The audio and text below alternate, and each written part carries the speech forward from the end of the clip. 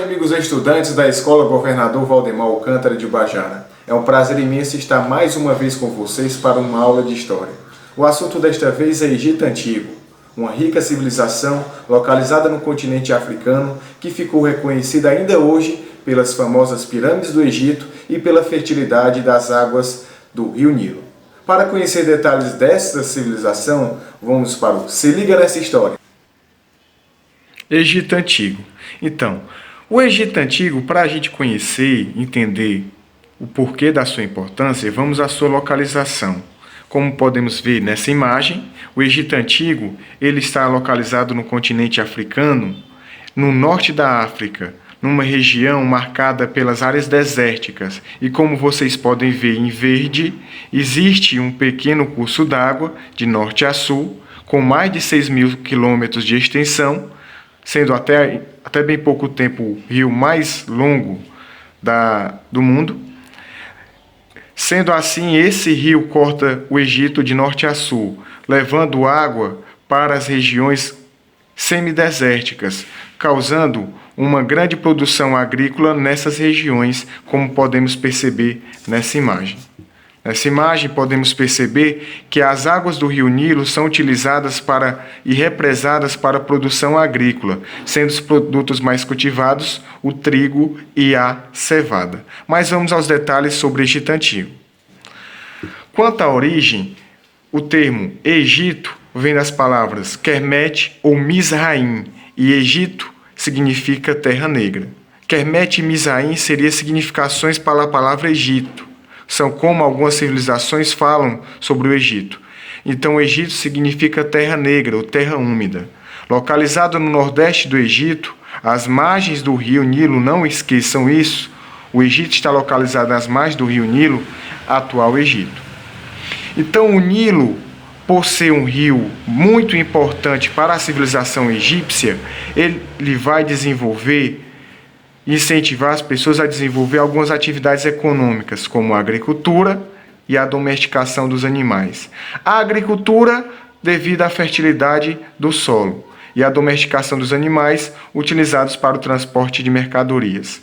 É de se salientar também que um dos primeiros historiadores, chamado Heródoto, transcreveu a seguinte frase: o Egito é uma dádiva do Nilo. O Egito é um presente do Nilo. Então, quando a gente pensar sobre o Egito Antigo, tem que pensar sobre o Nilo e a agricultura e fertilidade dos solos dessa região. O modo de produção no Egito Antigo era chamado modo de produção asiático. Mas por que modo de produção asiático? Porque boa parcela da população ela trabalhava para sustento próprio e determinados dias da semana eles trabalhavam para o Estado, seja na construção de pirâmides, seja nas construções de residências, seja na construção de campos do Estado. Então, eles pagavam impostos não em dinheiro, mas em trabalho e também mercadoria, uma ação chamada servidão coletiva. Então, professor, o que é o modo de produção asiático? É quando as pessoas que habitam o Nordeste da África e a Ásia trabalham não só para si, mas também para o Estado como forma de pagar impostos. E boa parcela da população vive da agricultura. Isso sim é o modo de produção asiático. Quanto à sociedade, na sociedade temos basicamente 8 personagens. São eles, desde o faraó, que está aqui na imagem ao centro representando o número 5, passando pelas figuras dos sacerdotes, que está na imagem 2, passando também para os nobres, que estão na imagem de número 4, escriba, que está na imagem de número 6, militares, que está na imagem de número 3, comerciantes de número 1, camponeses na imagem de número 7 e escravos que não estão representados aqui. Então, a sociedade do Egito Antigo, como vocês podem perceber nessa folhinha aqui, no topo da pirâmide está o faraó. Este é cultuado pelos sacerdotes que dizem que o faraó é o filho de Deus na terra.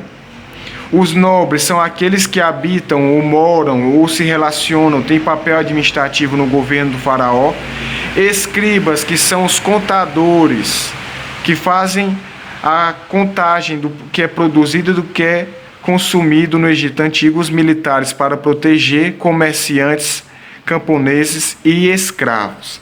Atenção que os escravos podem ser por dívida ou guerra. Na política temos o sistema de monarquia teocrática, onde o faraó se diz filho de Deus na terra, apoiado pelos sacerdotes. Na religião temos o politeísmo, onde a principal figura é o deus Osíris, que é o deus da morte. Eles acreditavam na crença na vida pós-morte. Temos também a mumificação para proteger o corpo daqueles que morreram. E em um determinado momento da história do Egito Antigo, temos o monoteísmo, quando Amenófis IV vai deixar de cultuar vários deuses para cultuar apenas um deus, o deus Amon-Ra, que é o disco solar ou Deus Sol. Então, o que é que eu tenho que saber? Politeísmo, vários deuses, porém, em uma situação exclusiva, Amenófis IV vai declarar o monoteísmo no Egito Antigo. Outras características que a gente tem que saber é essa crença na vida pós-morte, como está presente aqui nessa imagem. Professor, o que foi que eles deixaram para a gente? Medicina, proteção dos corpos após morte. Escrita tem 3 tipos: hieroglífica, a religiosa, hierática, a contábil, e demótica, a popular. Vai deixar também as pirâmides, Quefren, Miquerinos, entre outras, que foram construídas a partir da escravidão, e também os cálculos matemáticos. Então, meus amigos, basicamente foi esse o conteúdo de Egito Antigo. Eu vou deixar esse material que eu expliquei para vocês lá no Google Classroom. Espero que vocês tenham um bom proveito e em breve voltaremos a nos ver para tirar eventuais dúvidas. Forte abraço e até mais. Tchau!